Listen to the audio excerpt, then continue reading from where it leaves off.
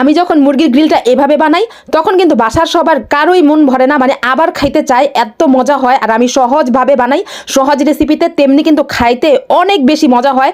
একবার হলেও এভাবে ট্রাই করে দেখবেন। আর এই রেসিপিটা কিন্তু যেমন সহজ তেমন কিন্তু অনেক বেশি মজা। আমি কিন্তু মানে সবসময় চেষ্টা করি যে সহজ রেসিপিতে সব কিছু তৈরি করার, আর খেতে অনেক দুর্দান্ত স্বাদ হয় তেমনি। তো ভালো লাগলে আমার চ্যানেলটি একটি সাবস্ক্রাইব করে দেবেন, আমার পেজটি একটি ফলো দিবেন, অবশ্যই লাইক দিয়ে কমেন্ট করবেন কেমন হয়েছে আমার আজকের রেসিপি। আমার কিন্তু অনেক মজার মজার রেসিপি আছে, চাইলে দেখে আসতে পারেন।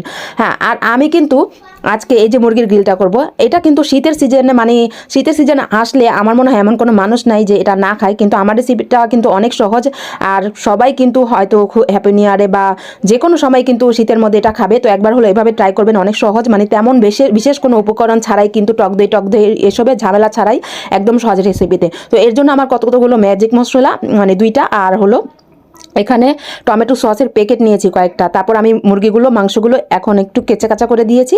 তারপর হলুদ মরিচের পরিমাণটা একটু বেশি দিয়েছি, একটু আদা রসুন বাটা দিয়েছি, লবণ দিয়েছি, আর এখানে দিয়ে দিচ্ছি এখন আরেকটু হলুদ, মানে লাগবে বেশি। তো যদি ঘরে থাকে গরম মশলার গুঁড়া বা যে কোনো বারবিকিউ মশলার গুঁড়া থাকে সেটা দিতে পারেন, আমার কাছে ছিল তাই আমি একটু দিয়ে দিলাম। ম্যাজিক মশলাগুলো দিয়ে দিচ্ছি, 3 প্যাকেট নিয়েছি ম্যাজিক মশলা আমি এখানে, যেহেতু আমার মুরগির পরিমাণটা অনেক বেশি। তো যাই হোক, সসগুলো দিয়ে দিচ্ছি, 3-4 প্যাকেট সস দিচ্ছি। আমি বোতলের সসটা ইউজ করি না, কারণ আমাদের বাসায় বোতলের সসটা মানে খুব দ্রুত শেষ হয়ে যায়, খাওয়া যে কোনো সময় শেষ হয়ে যায়, তাই এই জন্য এটাই কিনি।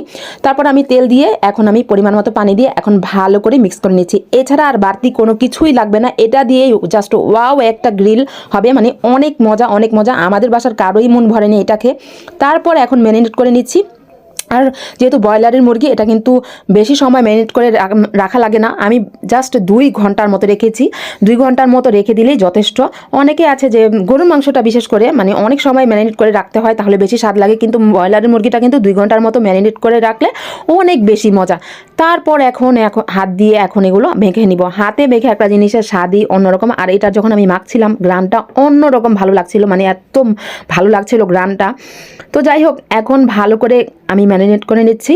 দেখেন কালারটা, এখনই কালারটা কি সুন্দর লাগছে, আমার কাছে এত ভালো লাগছে, জানি না আপনাদের কাছে কেমন লেগেছে। আপনাদের কাছে যদি ভালো লাগে তাহলে কিন্তু আমার ভালো, কিন্তু আমার বাসার সবাই তো অনেক পছন্দ করেছে, এটাও আমি অনেক বেশি খুশি। তারপরে চুলার আঁচটা ধরে দিলাম, আর এটা কিন্তু একদম লো হিটে বসিয়ে রাখতে হবে তেলের মধ্যে, মানে একদম কম তেল দিয়ে, এত বেশি তেল না যে ডুবো তেলে ভাজতে হবে না, এরকম না, একদম কম তেল দিয়ে কিন্তু গ্রিলের অরিজিনালি স্বাদ আসবে। কোনো ঘিটি কোনো কিছু ধোয়াধুয়ির ঝামেলা ছাড়া, মানে আগুনে যে আমরা পোড়া মুরগি খাই সেই সবের ঝামেলা ছাড়াই অনেক বেশি মজা এটা। ওইটার থেকেও আমার মনে হয় এটা বেশি মজা, একদম হাড্ডি টাড্ডি মানে চাবায়া টাবায়া খাওয়া যায়, এত বেশি মজা। তো এখন আমি তেলে দিয়ে দিচ্ছি, আর আমার চুলার আঁচের পরিমাণটা বেশি হয়ে যাচ্ছিলো, তাই আমি বারবার উঠাচ্ছিলাম, মানে এটা চুলার আঁচের পরিমাণ একদম লো হিটে রাখবে। তারপর আমি প্রথমে এই কটা ভাজলেও কিন্তু পরেরগুলো আমি গ্যাস চুলাতে ভেজেছি, যেহেতু গ্যাসের চুলার আগুনটা একটু কম লো হিটে রেখে ভাজা যায়, আর লাকড়ি চুলাটা আগুনের পরিমাণটা অনেক বেশি হয়ে যায়, কিন্তু অনেক বেশি হলে কিন্তু এটা কিন্তু ভিতরে মানে যে মচমচেটা সেটা থাকবে না। তাই আমি গ্যাসের চুলাতে নিয়ে গিয়ে একদম লো হিটে মিনিমাম আমি এপাশ ওপাশ ভেজে মানে 1 ঘন্টার মতো আমি ভেজেছিলাম এই কয়টাই। তারপর বাকিগুলোও এরকম, কারণ এটা যত বেশি এরকম লো হিটে এরকমভাবে উল্টা পাল্টা মানে ভাজা যাবে তত বেশি কিন্তু অনেক বেশি মজা, ভিতরে হাড্ডি টাড্ডিও মানে চাবায়া খাওয়া যাব, এত বেশি মজা। তো আমার হয়ে গিয়েছে প্রথম দফায়, বাকিগুলো আমি ভেজে নিচ্ছি ওইদিকে। কিন্তু বাচ্চারা তো মনে করেন এত বিরক্ত করছিল, শুরু থেকে আমার পিছ ছাড়ছিল না, কখন খাবে। তো আপাতত ওদের জন্য এই কয়টা রেখেছি, আর বাকিগুলো আমরা ভেজে খাবো বড়রা। তো কেমন হয়েছে আমার আজকের রেসিপিটি অবশ্যই কমেন্ট করে জানাবেন। আর দেখেন ওরা কি পরিমাণে বিরক্ত করছে, মানে এখনই খাবে, আমাকে আর ভিডিও করতে দিবে না এমন অবস্থা। তো আমি ওই দিন যে ফ্রাইড রাইস করেছিলাম সেটা রেসিপি ওইখানে মানে রিলসও দেওয়া আছে। তো সবাই ভালো থাকবেন, সুস্থ থাকবেন, স্বপ্নের পথে পাশে থাকবেন, আমার জন্য দোয়া করবেন। আর আমার মজার রেসিপি অবশ্যই চাইলে দেখে আসতে পারেন, একটা সাবস্ক্রাইব করে দিবেন ভালো লাগলে। আল্লাহ হাফেজ।